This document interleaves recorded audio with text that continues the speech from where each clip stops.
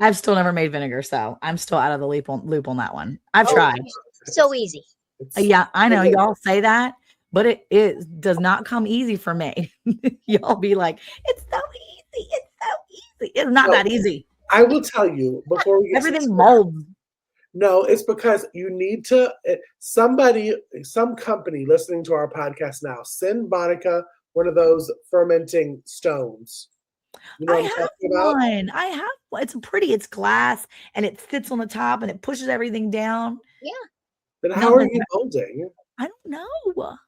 Are you that talented? Yes, but my hands are clean. Clean hands. I have no idea. I mean, I can do sourdough. I can do kombucha.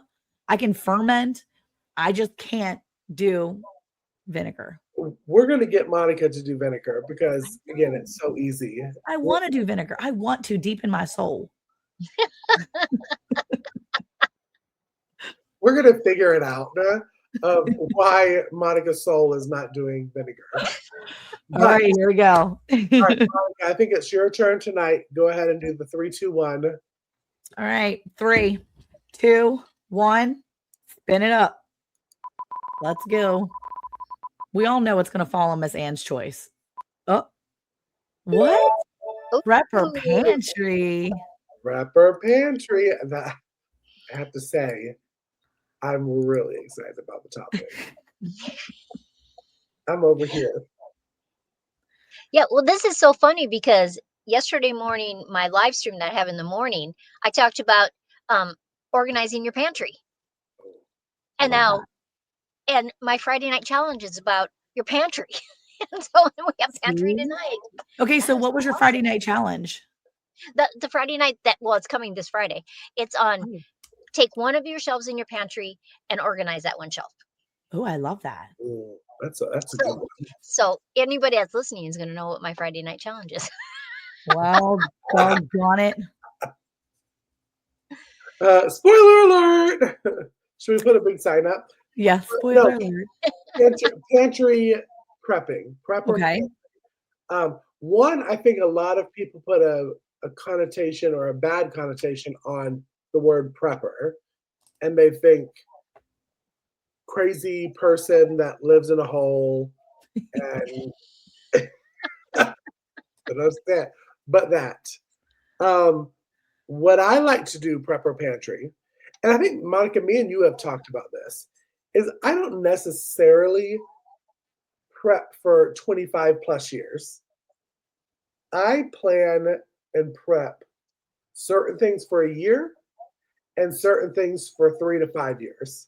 3 to 5 years, I talk about my grains, I talk about my flours, that kind of stuff. 1 year, and we learned this because I think it was when we had Sandy on many seasons ago, that if you know and you're knowledgeable on growing a garden, there's no reason for you to be prepping salsa for 9 years because each year you should know how to grow that tomato, harvest that tomato, prep the salsa, can it, save some seeds, and restart all again in a year. Right. So, prepper pantry. When you think prepper pantry, Sandy, what is the first thing that comes to your mind when you think prepper pantry? Well, I have a big pantry back in Wyoming. And I guess when I think prepper pantry versus just a regular pantry, I think you should have some things in there that will last 20 years. Mm-hmm. We have some, I think it was from Patriot something. And so there's a little supply.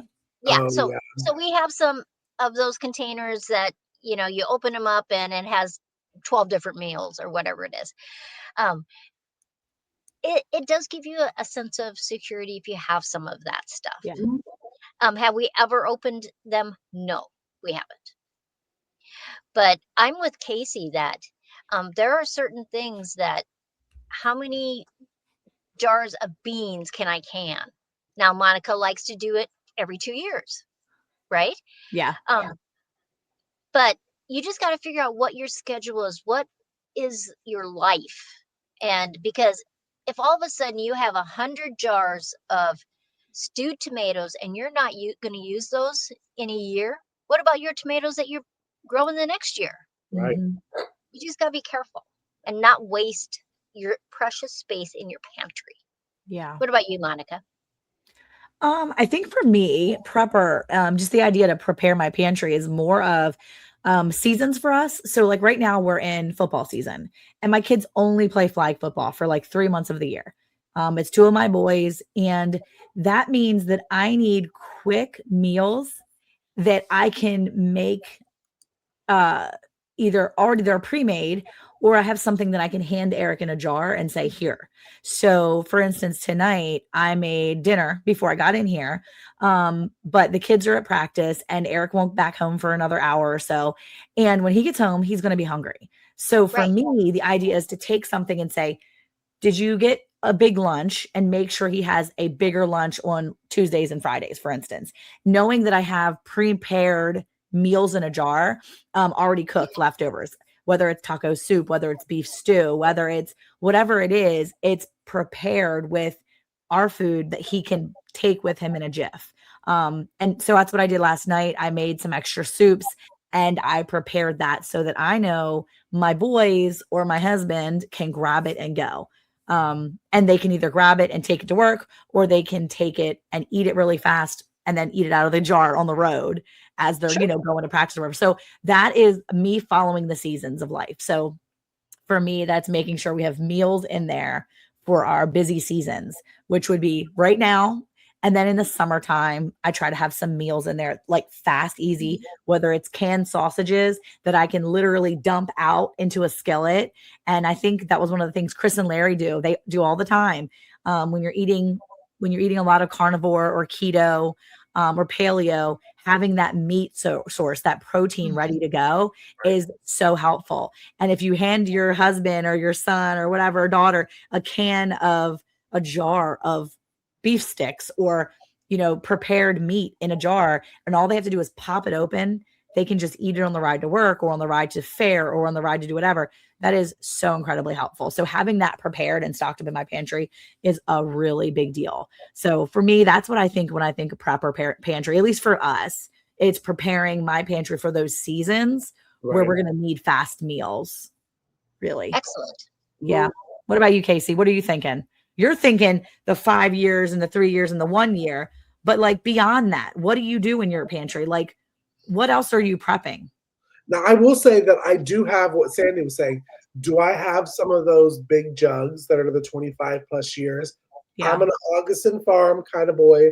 I know some people are not a fan of them. Some people are. Whatever it is, we can still be friends.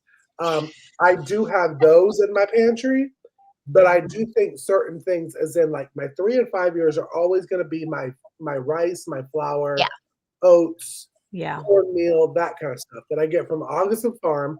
I freeze 24 to 48 hours to make sure there's no bugs. I vacuum seal it. That's good. But I'm with you, Monica. I am on my seasons. When I'm in August-ish, my canning thoughts are, how am I prepping for the winter? Am I canning stews? Am I canning potatoes? And then when I have time, I go back to my tomatoes because I mainly do diced tomatoes and salsa for that following summer. Yeah. Everything is growing and getting ready. Not summer, more spring. Yeah. So I'm planning, okay, I'm doing the fall canning season is prepping for the winter. Yeah. Right. When I'm in the winter, I'm canning odds and ends. Maybe beans, maybe leftovers. Maybe I'm canning some juices that have been stuck in my freezer. Some fruit has been stuck in my freezer. And then right at the beginning of spring, right now, mid-March is when I'm like, all right, I got to get all them tomatoes out of my freezer because they're blocking up a lot of space. Yeah. To get this chicken that's been in my freezer forever and a day. And I need to start canning up these little odds and ends. So my freezer space is ready for canning or for growing season. Yeah. Growing season comes fast. And any homesteader knows you put in the plants and then all of a sudden you're like, Oh, I have so many. What do I do? Yeah. I It's throw it in true. the freezer. Yeah. And I figure about it. I figure it out maybe December when Yeah. I have nothing else to do. But Well, you made a good point. Cleaning out your freezer space too. Like I just put in, I think I put in over 50 eggs, American breast eggs. And I got a brand new incubator. It's over here. It's beautiful. Video to Wait, follow. hold on. You said, you're incubating 50 Yes. breasts? Yeah. American breast. And I've got 40 Cornish coming in like 2 weeks. I just have to say, Monica. I went to Jake's house. So I stopped over at Jake down I drove like an hour and some change, went to Jake's house. He left this big bucket of American breast eggs. And I was like, he's like, take what you want. And I was like, I'm going to take the whole thing. I'll pack that thing up. Put it in the He's like, they're only like 3 days old. I'm like, bet. So I came home and then I realized that one of my incubators, my favorite one, my biggest one, and the oldest one that's about 6 years old or 7 years old now is completely dead. Like dead as a doornail dead. And I'm like, kind of need that. So I got a new incubator. It holds 48 eggs. I have filled that up. And then I also am incubating about 27 turkey eggs at the time. So right now we are in meat season for us. We've got meat birds, we've got turkeys, we've got pork that's coming in the next 2 weeks. So when you said that in your freezers, I just remembered I'm going to be doing that. Like literally, this is the season. We don't have any beef coming yet, but the minute I get pork on the hook, like I took him in last weekend, I've got to now be cleaning out every bit of pork that I have in my freezers now, putting it into my pantry because I need it to be shelf stable. Because if it hasn't been eaten since the last round, I want it gone because I don't want to have old pork in there. I want to get it put into either a recipe or in there as it is. So yeah, but I know these chickens are going to grow fast and I'm going to need to be putting them in jars, getting them in. And also at the same exact time, my meat rabbits are going to be ready to process, which is the end of May. I just realized my more jars. I have like literally 16 baby bunnies right now that are going to be ready to be processed at the end of May also. Eric hasn't seen the time schedule yet. And I just realized that's all happening the last weekend of May. Let me tell you, I've noticed, I know that our dear friends over at Naked Gardeners have said 16, 17 weeks.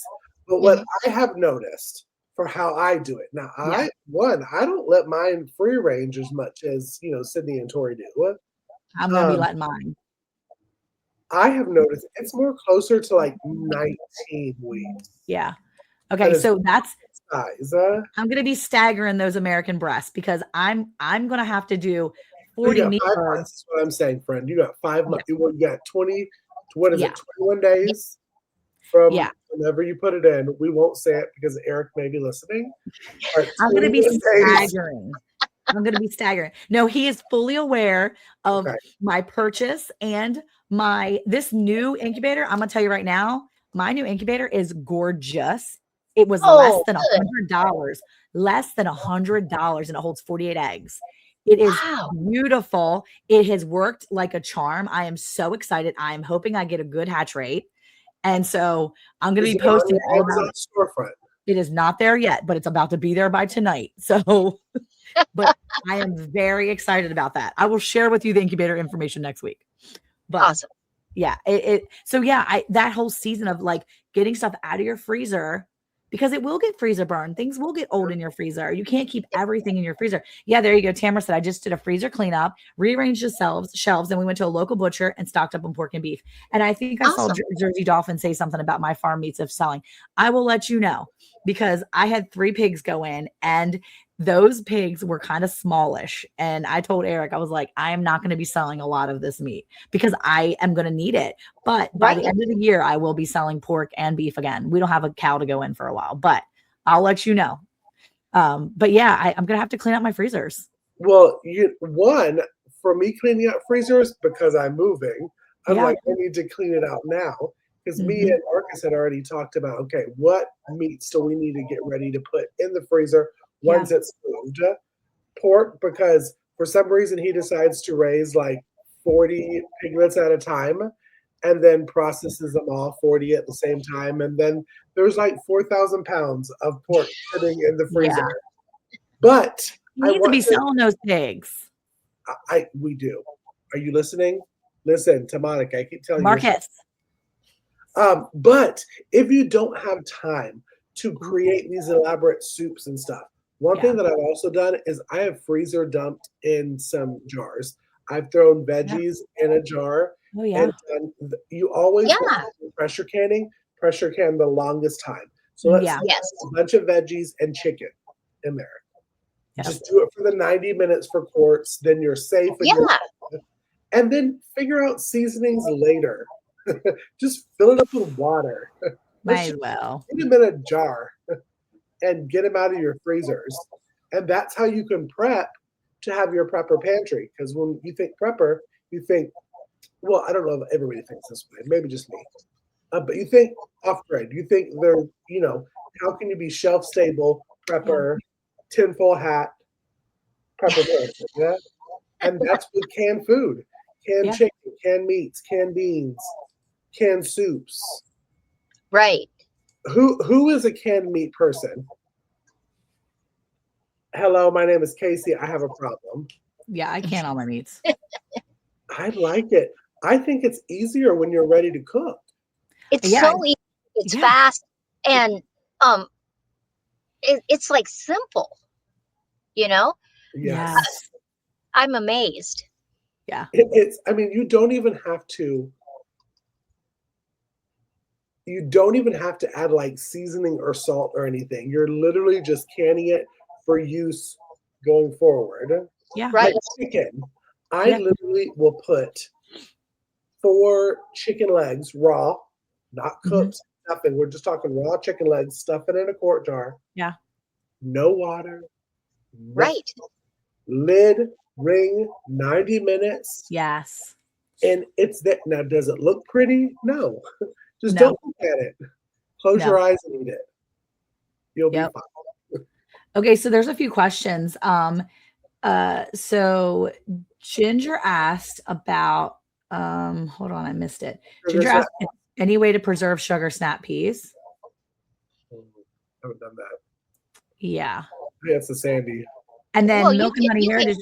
Go ahead. I'm sorry. Could can them. You could can them. Can you? Oh, I guess you can. Why not? You can can any kind of peas. Can you can them in the snap, in the shell, in the snap? I would think so. I mean, yeah, right.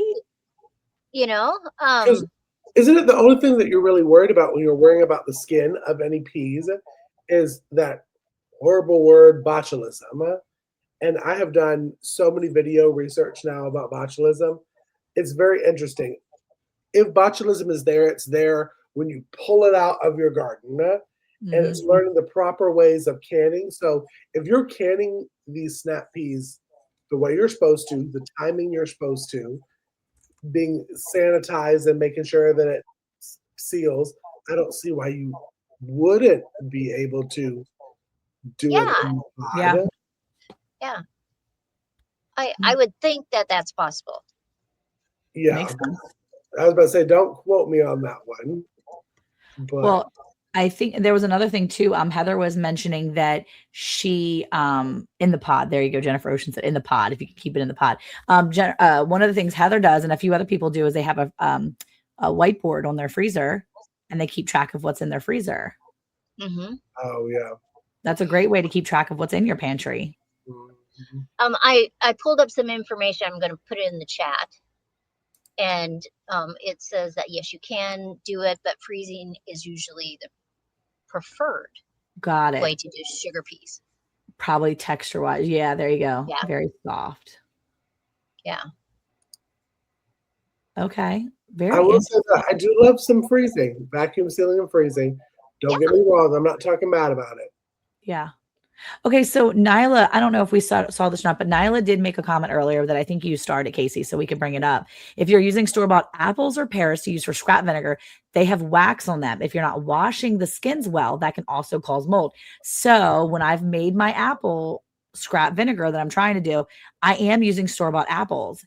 And I mean, I think Oh. I wash them off, but I don't know how well I need, like, how well do I need to scrub them jokers? And when I've done pear scrap vinegar, I've used homemade, like grown pears that I got from my sister's tree and then like Mhm. from a neighbor, but it wasn't treated. But I mean, I washed them, but that one molded for sure. My pear stuff, that one was ugly molded. But the Oh. apple stuff, but I don't know. Maybe I'm not washing it. What's the best way to like clean those apple peels to make sure that I'm getting that wax off? Is it like a peroxide bath?